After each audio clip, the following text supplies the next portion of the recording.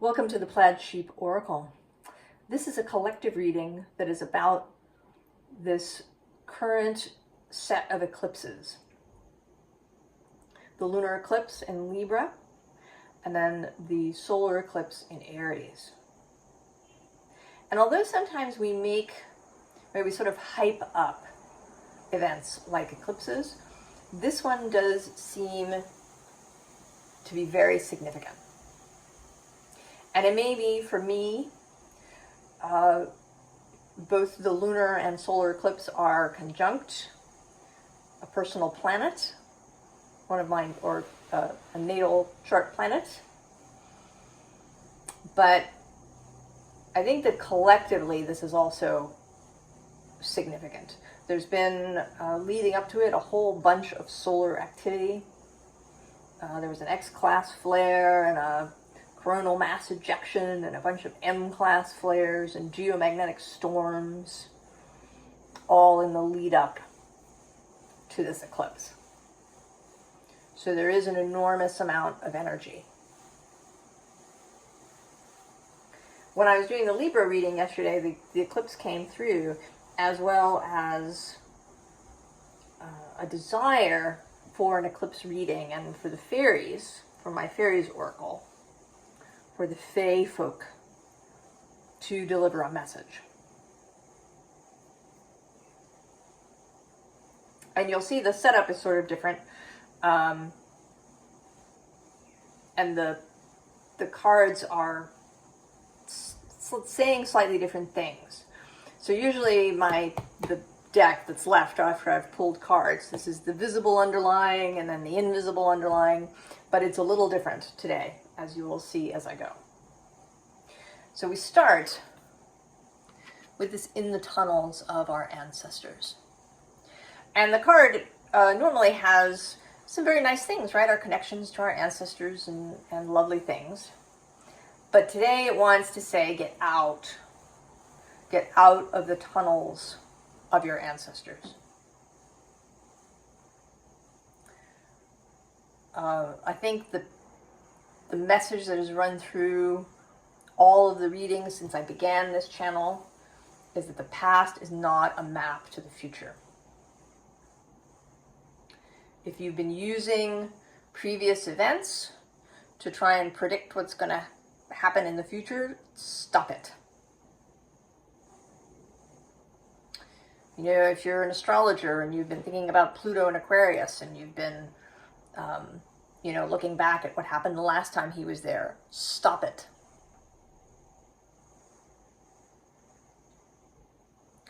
This is how things repeat. We repeat them.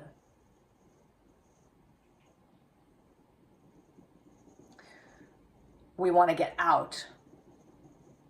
Now, this doesn't mean that we forget, that we just erase everything that happened before, that we, burn everything published before 2024. No. But it does mean that can no longer be the focus. It can no longer be the map. It can be some interesting things, some nice memories, but it is not the map to the future. Get out of the tunnels. Now, the bottom of the deck has a message. And in the deck, this is the Cantigee, or Cantigee, Cantigee deck. And this talks about power in the uncoiled position and protection in the coiled position. And I want to say that you need to get out of the protection mode. Because if you're coiled up, you can't get out of the tunnel. You have to uncoil. And the card under this is a kind of helper card.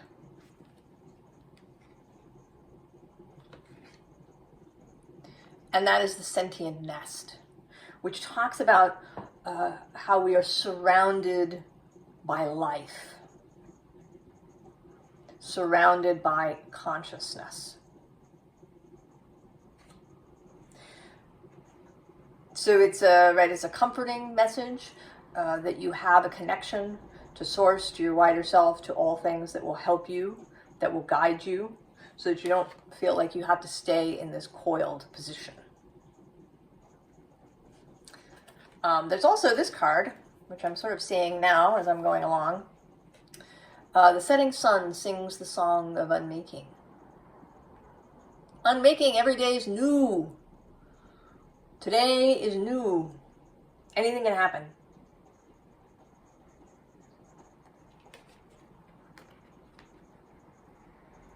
So in expanding on this getting out of the tunnels, we have this Seven of Swords card. Self-delusion, lying to yourself, also possibly other people lying to you, manipulation from various places, distraction from various places, getting you caught up and focused on things that you shouldn't be focused on. Oh, I used the word should, didn't I? I don't mean to say that. I don't like the word should. Things that, focusing on things that are making life more difficult for you.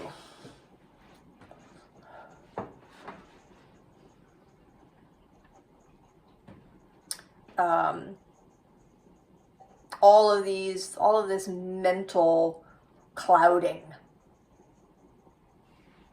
Now the Helper card, or cards, first of all, there's this Page of Pentacles, and she's my seer card in this deck. Right, her hands are up here next to her eyes, and there is the page energy of beginning of messaging. Pages bring messages, and then there's the goats. And this is not a kind of really official seer or Pythia. There's no, big structure around her of priests or priestesses, no temple. She lives somewhere on the side of a hill, maybe in a cave or in a hut or something with her goats. So she is accessible to everybody. You can tap into this seer, this wild seer, through your own intuitive gifts, through your own discernment. Discernment is a theme here, and we'll get more to that in a little bit. And then there's the King of Cups offering you the cup, the grail, the nectar, the song that lives within you. And also, I'm going to say this Page of Swords.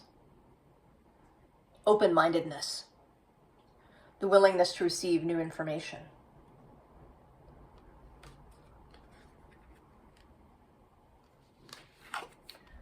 The moon, absolutely the moon, the eclipse, showing up. And then the crossroads with the Two of Wands. Where are you going to go? What choice do you make here? We all receive many choice points through our lives. Astrological transits and aspects often are choices, bring choices. And it may not be, so much, choosing between item A and item B, but choosing how to see life, choosing how you move through the world. Are you expansive or are you contractive? Open or coiled? Do you see with loving eyes or judgmental eyes or fearful eyes?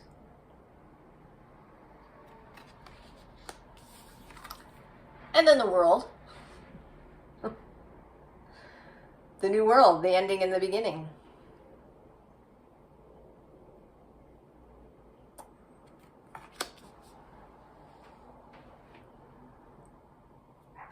So this first fairy card is the Guardian of the Gate. Pretty self-explanatory.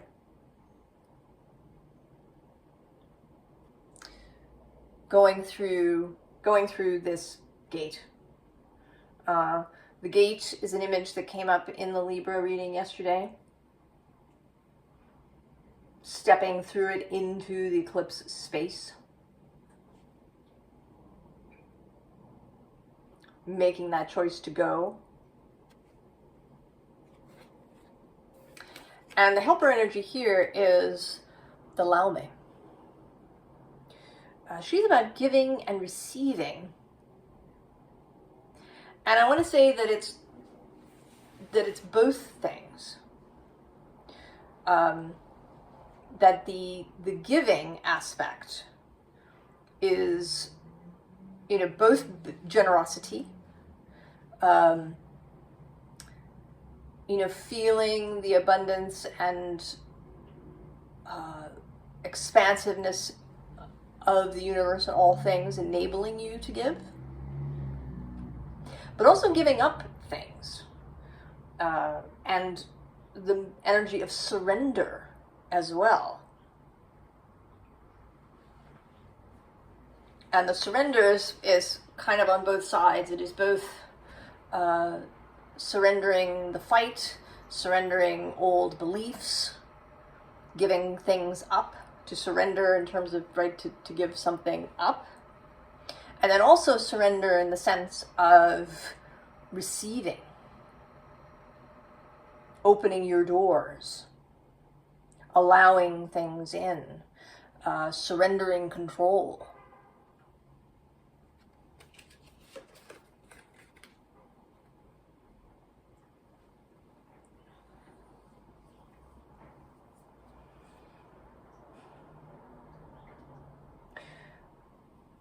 I'm sorry, I'm just deciding how to proceed.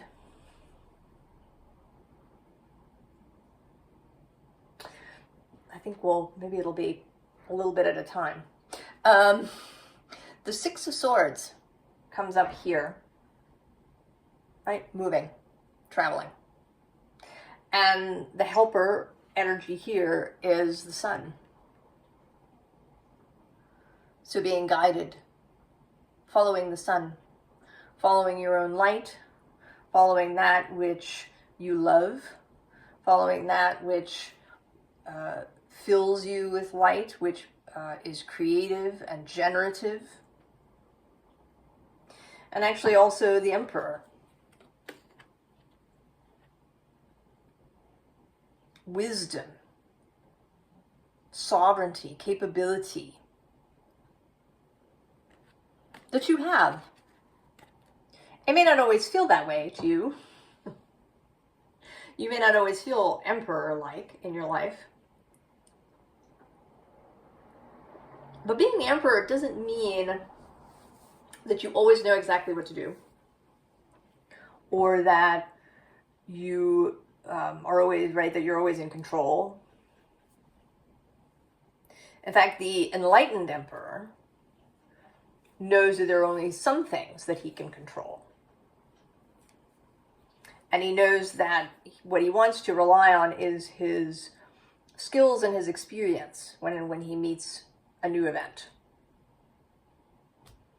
Right? He's not forever looking at the past in order to know what to do in the future. He's going to do what's right in that moment, not what was right the last time this eclipse happened.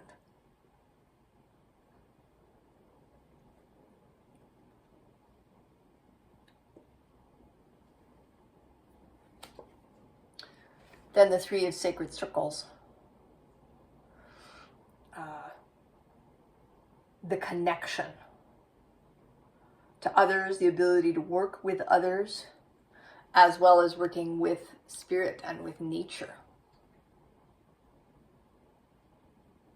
And the helper energy there is the world. The earth herself, particularly in this card. And also showing up here in conjunction with this moon, right, as part of today's eclipse.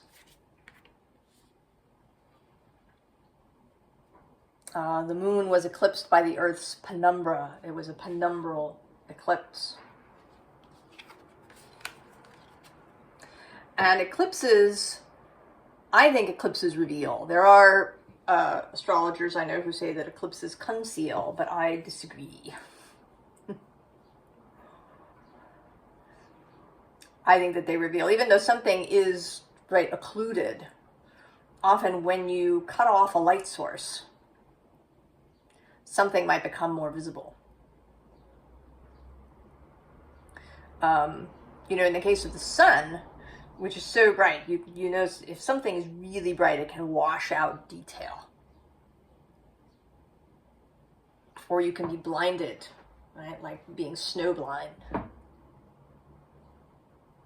And in the case of the moon, moonlight can be deceptive.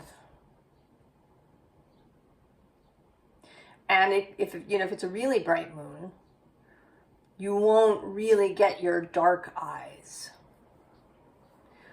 Whereas when the moon is new or completely obscured, your eyes really adjust to the darkness. And so you kind of see for yourself. The revelations.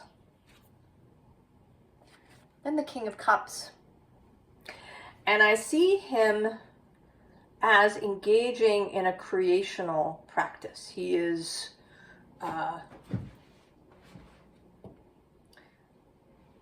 internally aware, but he is also externally aware. He knows what's happening to himself, where he is. He knows what he wants, what he desires, what he needs. And his feet here are connected to the water, to the consciousness. He came out in the Taurus reading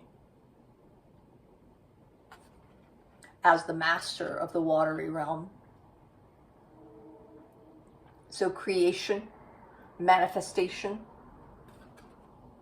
And below him, his helper is the Knight of Wands. So he has the vision. And then this active Knight of Wands goes forth and makes it happen. And that might be you. I mean, it might be literally you going and doing things, taking inspired action. And also things moving in the world that you aren't in control of, but that are cooperative components to what it is that you want to create.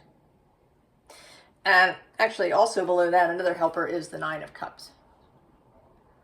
Satisfaction. Emotional satisfaction. Feeling good. Focusing on that in your life that feels good.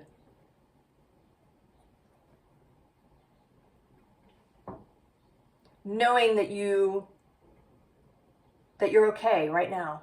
That things, like, that you can be really okay. You can feel really good right now, regardless of what the exact external circumstances are.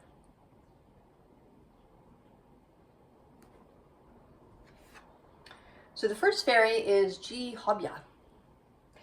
And he shows up as a fairy of discernment. Is what's stopping you a genuine danger, a genuine obstacle, or are you imagining things? Are you blowing your fears up? You know, and here, very much, he's sort of the first fairy you encounter at the gate. Is this fairy of discernment.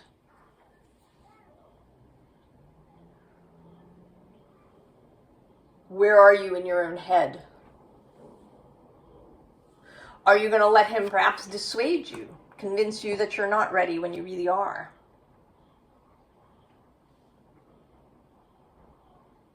Or do you know Do you know what's real for you? And the cards that came out with him are, number one, the Hanged Man. And that ability to see things from an alternative perspective. Also knowing that you've done this. You've spent time in this space learning as Odin learned the runes. And the Hanged Man is also associated with water. So you've been learning how to master or be a master in this watery realm, to be the King of Cups. And then, of course, the Fool.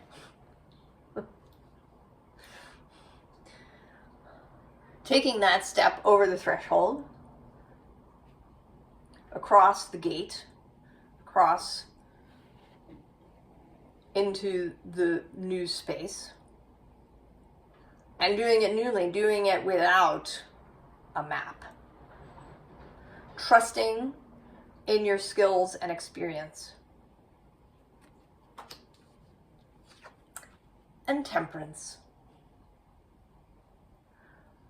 This is a bit more discernment.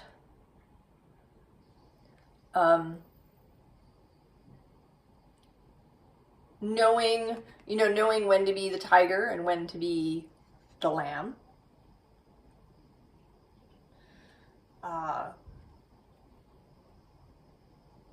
Knowing when to stop and when to start.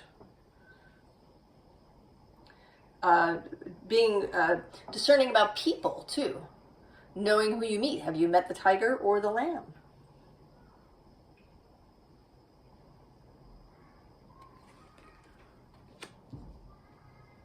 And also the theme with Temperance of moderation. Of living the majority of time in moderation. And that doesn't mean that there aren't times of high activity and high excitement and energy and really rushing forward. But that the bigger amount of time will be more moderate. And that's important because the next fairy is Luathus the Wild. And right, he's all about go, go, go. And fire. And action. And that is absolutely called for. The ability to be wild. To do the thing that's unexpected. To do the thing that was not mapped out or planned. To do the different thing. To do perhaps the transgressive thing. The heretical thing. Because that's what feels right. So you need to be willing to be wild. But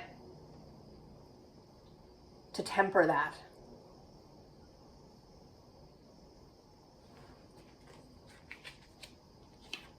Right? Because we have the Chariot. And you would want to, right? You want to have some control when you drive a chariot. Because otherwise you could, go off the road and flip over. It's not just a matter of speed, speed, speed. There's also being guided. Right? Knowing that you have to slow before you make a turn, and then you accelerate into the turn.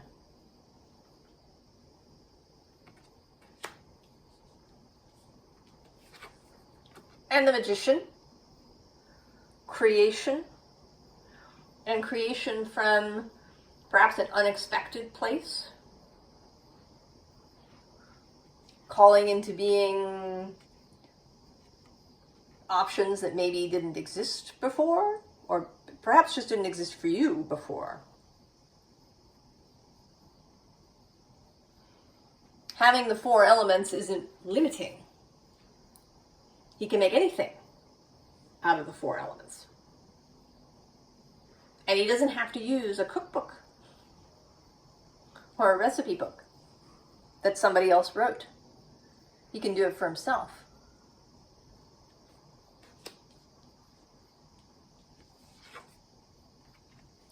And then this Eight of Sacred Circles is coming out largely as practice.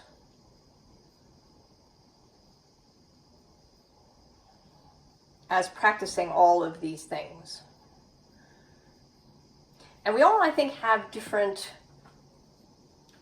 spiritual things that we do. Different ways that we bring our mind into the right place. Different ways, perhaps, that we do magic. Different ways that we enter the creational space. So it's whatever it is that you do.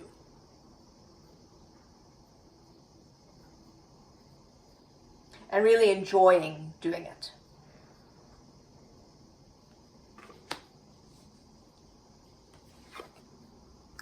And then it's interesting, this Ten of Wands, which is not coming through actually so much as this big weight, but as part of this choice that this woman has. She's got her 2 children and their stuff, and they are leaving the village. They're leaving the village. They're taking only what they need, and they are leaving. They are leaving the tunnels of the ancestors.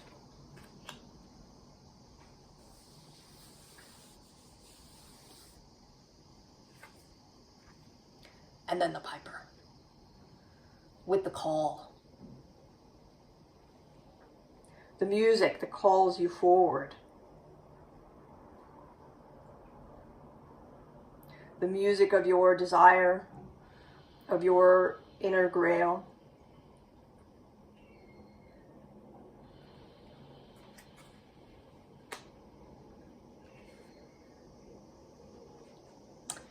And this really interesting Six of Pentacles today.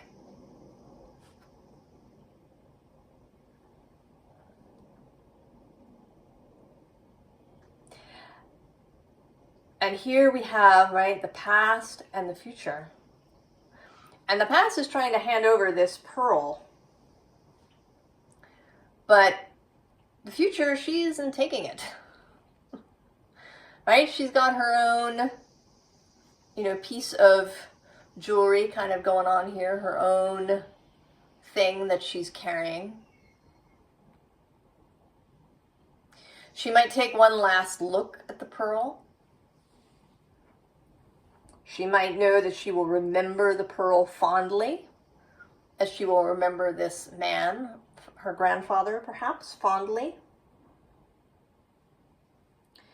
But she's going to walk away without that object that he's trying to give her.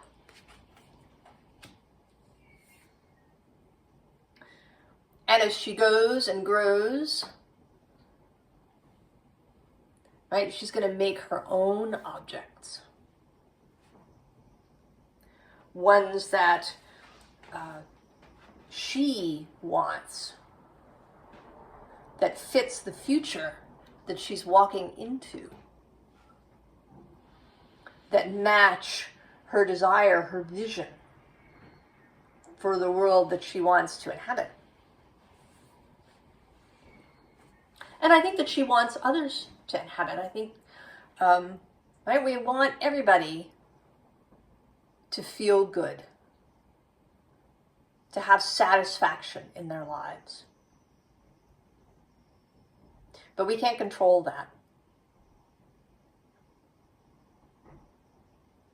So we create the world we want to be in. And I think we all want a beautiful world. And then that can spread, not through control, but just through people seeing it, saying, oh, I really like that. Right? It's light. This is not meant to be heavy. I mean, there's a lot of energy going around, but it is not meant to be some giant weight that's pressing on you. And then the Wheel of Fortune, the new, and actually together, the Wheel and the Tower, the unexpected, the new,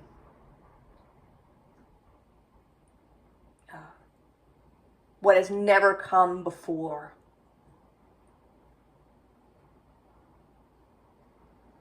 But that is possible now.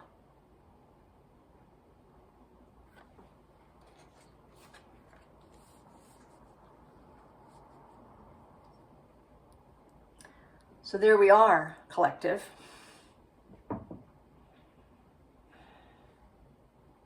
This, right? This suggestion, directive, invitation to get out of the tunnel. To get out of the tunnel.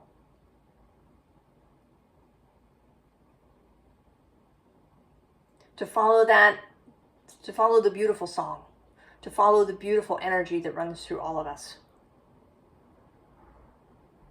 To see with the eyes of love, to see with the eyes of expansion, to allow what has never been before to happen now.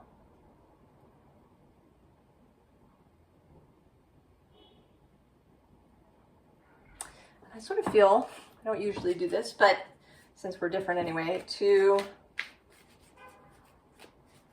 pull cards just as a last little bit perhaps of advice.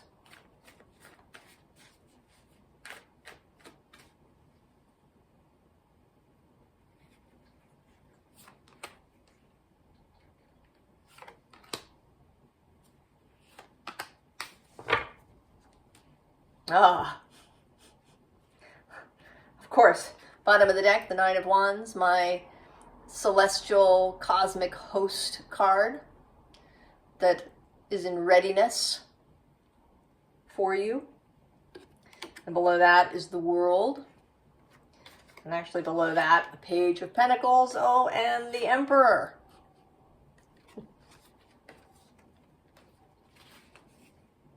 Bottom of the deck, the Empress. And then these three cards. The Hanged Man, repeated, important.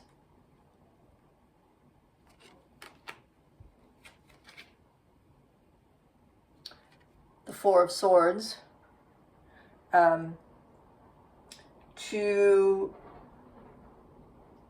To rest the mind, to be kind to the mind, to take care of the mind, to nourish the mind.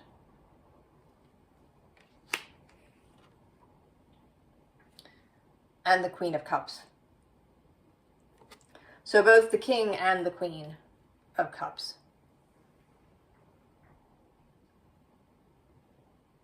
The masters of the watery realm.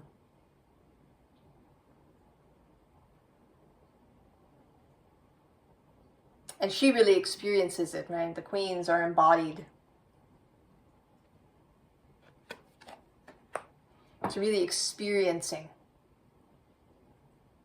fully feeling that watery, creative realm.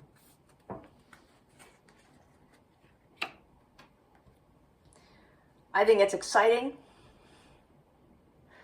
I'm filled with anticipation. I think that for many of us it won't be sudden. I mean, for some of us it might be the Tower did come out. It could be that some of us might have sudden changes. That we move into this mindset and that's the go. Right, the go for the host to act, for the Knight of Wands to rush in. But for many of us, it might be an unfolding that happens over many months. a really gentle unfolding, like a flower unfolding, blooming. I wish you all the very, very best, and I will see you next time. So long.